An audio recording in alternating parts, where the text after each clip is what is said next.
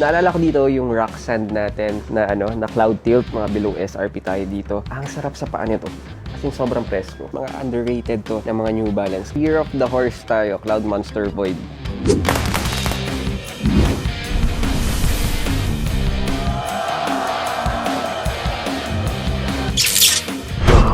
Tara, on-fit ulit tayo ngayong araw na to. Meron tayong mga dumating, mga on-clouds natin, mga D0 SL. And syempre guys, yung mga New Balance natin, tsaka A6, ang dami pa. Ito yung mga bagong lapag natin ulit. Nag-restock tayo guys, mga Year of the Horse natin, na mga on-cloud natin. This is yung on-cloud Monster Void natin, Year of the Horse. So, mabilisan lang sa atin yan. And syempre, may bago tayo guys. This is the Gel Kahana 8. Ganda ng ganitong colorway, Sheesh! And syempre guys, hindi mawawala yung mga AD0 Evo SL natin. And syempre yung black and white. Meron tayong 204Ls. And syempre ito guys, abangan nyo to. This is yung 1906 natin na sapatos. Power na power ito. Alright, this is our 1906R natin. Ganda ng colorway nito. Gray, silver. Tapos meron lang tayong mga accent na pastel red tayo or orange yung ganito. Pero very minimal lang pati sa pang. Yun yung nakita natin. Pero ang angas ng itsura nito. Alright, kapag in-on-fit naman natin siya, ganito yung itsura natin.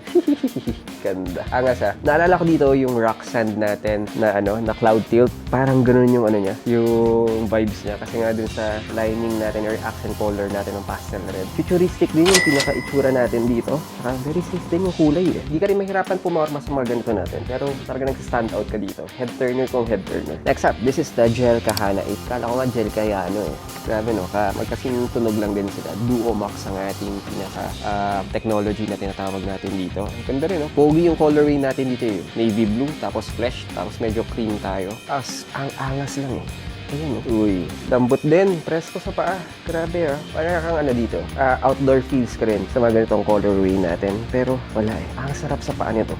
Sobrang presko. Medyo camping vibes din tayo sa mga ganito natin guys Pero kahit pamporma mo to pak-tapak. Ang nagustuhan ko sa A6, parang may hulma ka sa paa mo dito Talagang sakong-sakto yung paa mo siya. Hindi kayo ma-out of balance. Kaya alam mong balance Alright, next up tayo. Siyempre, Year of the Horse tayo, Cloud Monster Void. So this one, meron tayong men's and women's. Ang angas ng ganitong colorway natin. Hindi ko na to yung on-fit guys kasi na-on-fit ko na to before. And this is on cloud. Alam nyo na, very safe ka. Hindi mo na to no-brainer na kasi to Talagang babagay sa lahat. Pero guys, ang pinakamaganda dito is yung presyuhan natin dito. Hindi tayo overpriced sa mga ganito natin. At syempre guys, very limited yung mga ganito natin.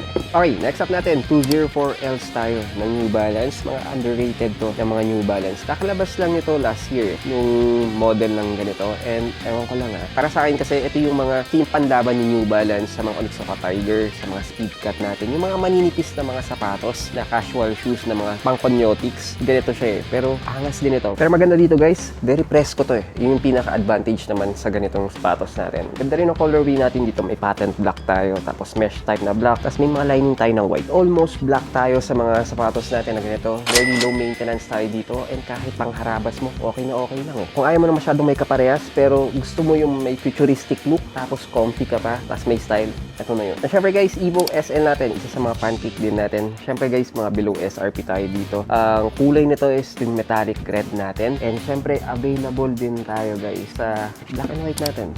Ito yung mga typical na mga colorway na mga mabibenta. Pero maganda rin yung ganito natin kasi hindi kayong white na white kasi di ba may white and black tayo. Ito silver and red naman tayo sa ganito. Pero ang angas din yung ganito. In-on-kit ko na to before. Hanapin nyo na lang dyan sa mga previous videos natin. Pero syempre you can never go wrong sa mga Evo SL natin. Kasi naman talaga lahat babagayan. Very comfy, very stylish, and laging nagkakaubusan. So then guys, so that's our 2 cents for today. God is good all the time. See you on the next one.